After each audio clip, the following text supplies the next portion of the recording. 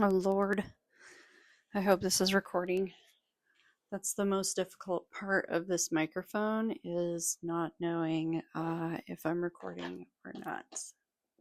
So we're going to find out.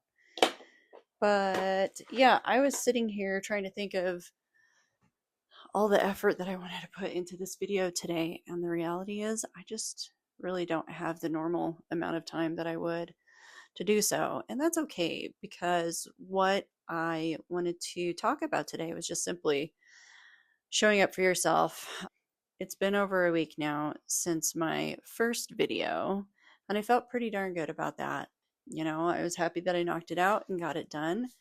I kept that promise to myself. Here I am again. And that's ultimately what I wanted to talk about briefly. I was going to do a short, but I think that this would be a sufficient video for this week on talking about the importance of showing up for yourself. So I think a lot of the time, we as busy adults, especially me as a mother and wife and business owner, I am juggling a lot of different things. So I forget to show up for myself. I'm heavily committed to be there for my children, for the people that I love, for my business partner and colleagues. I love them all to pieces, but I often forget about myself. So I'm trying to make a point to ensure that I'm showing up for myself as well.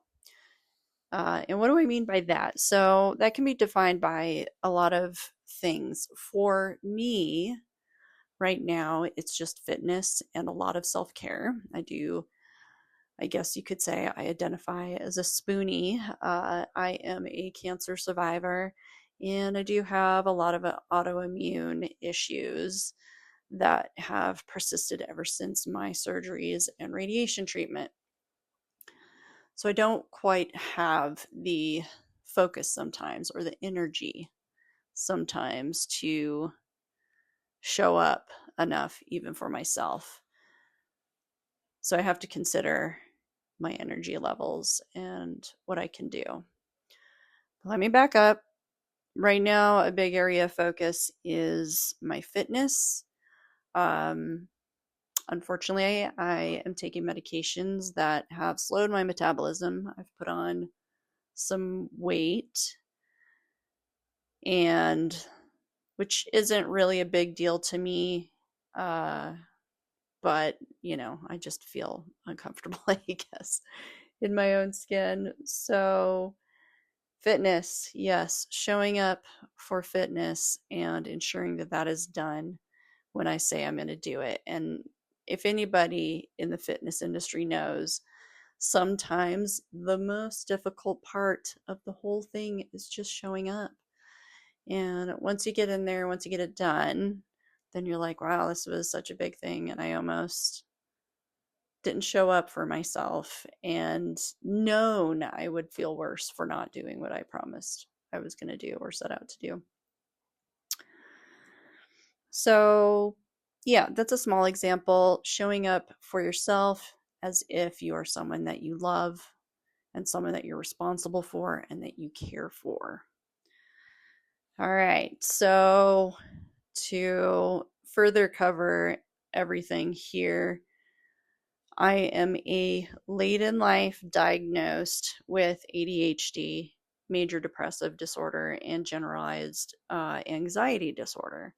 I'm undergoing treatment for all of those things, but if anyone who has ADHD or especially major depressive disorder knows, being that person for yourself is either just a lot or really difficult, especially with major depressive disorder.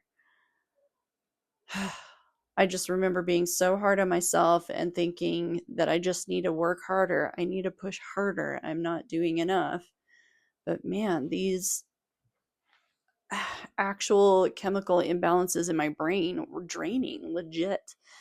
And it's all encompassing, and you don't recognize it until you get some help and get out of that.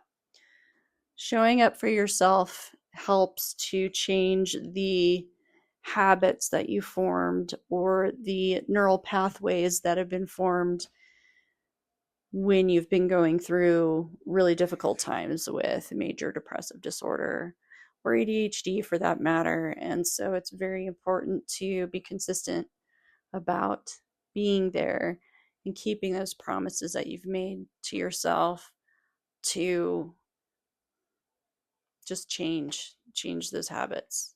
I don't know. I'm at a loss for words for what I mean here, but if we want to recover from a difficult life lived with major depressive disorder where we're used to specific outcomes, then we need to change our habits, even if it's difficult, to start anew, I guess is all I'm getting at. Oh, man.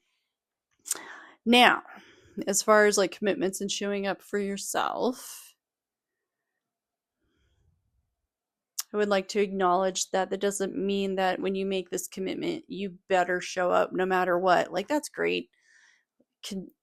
Keeping your word to yourself and others is fantastic. But also, a part of integrity is knowing that, maybe I've pushed too far this time. Maybe I do need to step back a little bit. So, showing up for yourself is also showing yourself a little bit of compassion and care in knowing when you've overcommitted or maybe something is out of the scope of what you thought you were capable of doing or that you had the spoons to handle at this point in time. So that's another way of showing up for yourself. So yeah, I am here. I'm recording this video, and this is me showing up for myself as I promised. In spite of having a chaotic week, I'm packing and moving soon. I have so much stuff to go through. I'm like sitting here panning across the room. You can't see my camera. Just so much stuff that I need to take care of.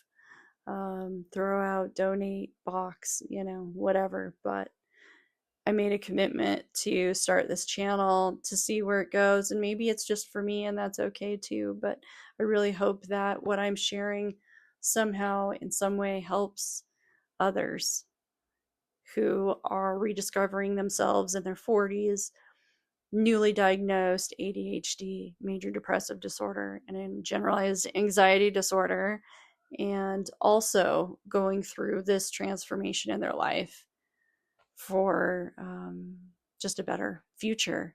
So let's do that together, I guess. Alrighty, well, thank you for stopping by. I have to get back to packing. So much for this being a short, but that's okay.